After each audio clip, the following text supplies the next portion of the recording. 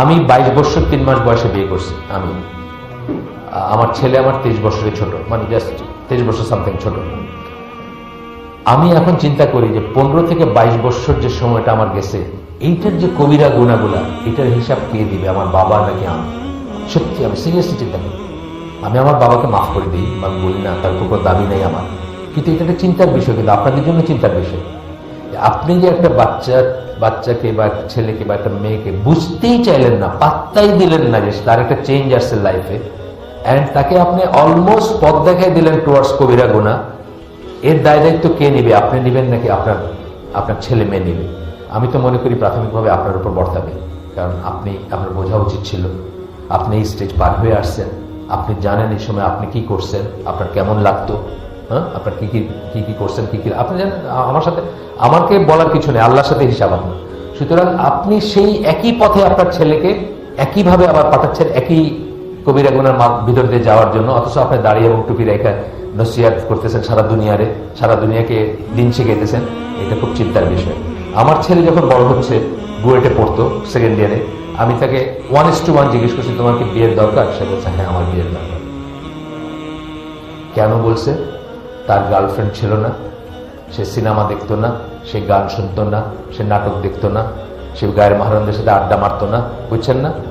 তার কোনো এন্টারটেনমেন্টই ছিল না জীবনে। সে আমাকে সরাসরি বলছে যে হ্যাঁ তার। আমাদের কিন্তু মেয়ে দিতে চায় নাই।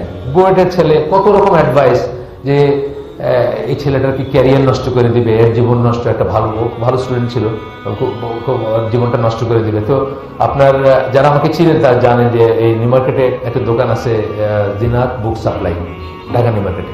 উনি আমার বন্ধু মানুষ, ফয়সাল নাম।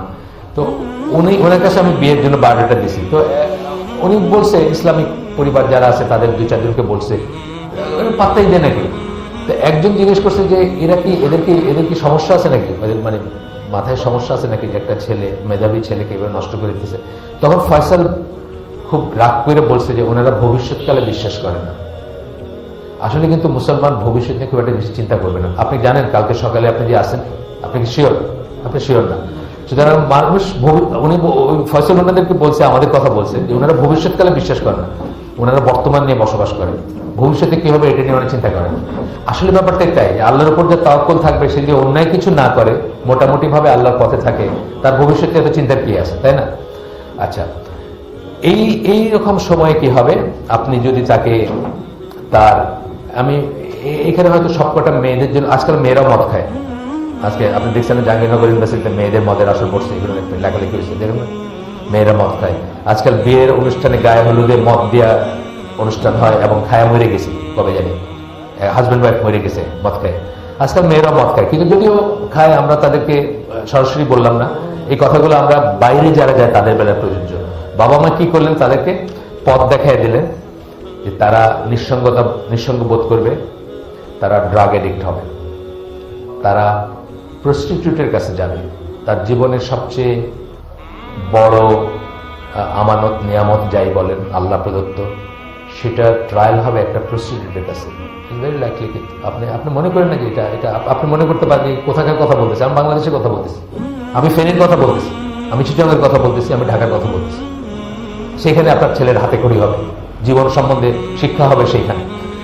এই সমস্যাটা সেখান থেকে কি আসবে, আপনার এসটিডি আমরা বলি, নানা রকম রোগ বালাই আসবে। এই সমস্যাটা কিন্তু হিটলার বুঝছিল, আমরা মুসলমান হুজুররা বুঝি না। হিটলার বুঝছিল এই সমস্যাটা। আপনাকে বলি যে হিটলারের সময়টাতে ইহুদিরা ওইখানকার নাটক, এন্টারটেনমেন্ট জগৎটা কন্ট্রোল করতো। বড় বড় পোস্টারে মেয়েদের ছবি দিছে, অশ্লীল ছবি, এটা ওটা লাগাতো। হিটলার কিন্তু এগুলো খুব বিরোধিতা করছে এবং বলছে যে এরা আমাদের ইয়াং জেনারেশনকে নষ্ট করে দিচ্ছে, আমাদের ইয়াং জেনারেশনকে প্রস্টিটিউটের কাছে যাইতে বাধ্য করতেছে, এবং তার ফলশ্রুতিতে তারা অসুস্থ হয়ে যাচ্ছে। পরবর্তী জেনারেশন রোগাক্রান্ত জেনারেশন হবে।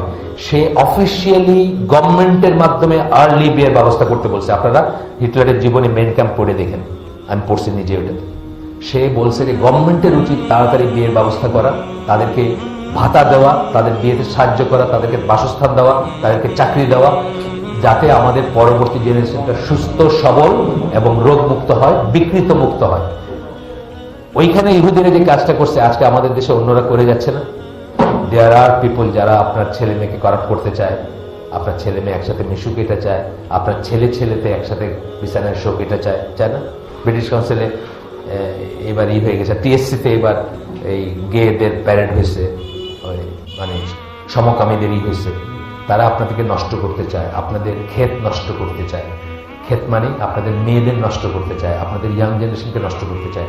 নষ্ট ক্ষেতে নষ্ট ফসল হবে, কোনোদিন ভালো ফসল হবে না। দোতরা গাছে কোনোদিন আপেল ধরবে না, দোতরা গাছে দোতরাই ধরবে। বিষ বৃক্ষ বলি না আমরা, বিষের জিনিসই ধরবে। তারা আপনাদেরকে নষ্ট করতে চায়। ওইখানে ইহুদিরা যে কাজ করছে, এখানে আপনারা জানেন কারা এই কাজটা করতেছে।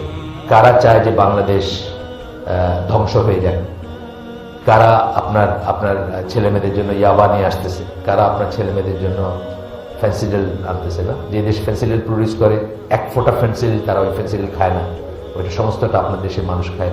সেটা খেয়ে আপনার নেশাগ্রস্ত হয়, অকর্মণ্য হয়, কিডনি নষ্ট হয়, অ্যান্ড সো অন। তার এইডস হবে, তার এইটা হবে, তার মানে আমি আর বললাম না কত কিছু হবে। তাহলে আপনার এই ইয়াং জেনারেশনটা নষ্ট করার জন্য ওইখানে যেরকম ইহুদিরা ছিল, এইখানে এরকম চক্র আছে যারা চাচ্ছে যে এটা যেন এই দিকেই যায়। এবং আলটিমেটলি কোথায় যাবে? আলটিমেটলি এটা কিন্তু জাহান্নামমুখী, তাই না? যারা এইভাবে বড় হবে, এই সমাজে, এই প্রতিবেশে, এই পরিবেশে, এই সমস্ত জিনিসটা যারা বড় হবে, তারা কি তাদের রাস্তাটা জাহান্নামের দিকে খুলে দিলেন। কি খুলে দিলেন? প্রাইমারি কিন্তু বাবা মা খুলে দিলেন। আপনি তার আর্জটা বুঝলেন না, আপনি তার ফ্রেন্ড হইলেন না, আপনি তার ইমোশনটা বুঝলেন না। আপনি চোখ বুঝে থাকলেন যে আচ্ছা ঠিক আছে, এই বয়সে এসব একটু করেই।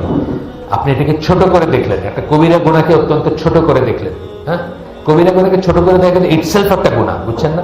এবং যদি আপনি এটাকে হালাল মনে করেন, তাহলে তো কুফর পর্যায়ের গুনাহ।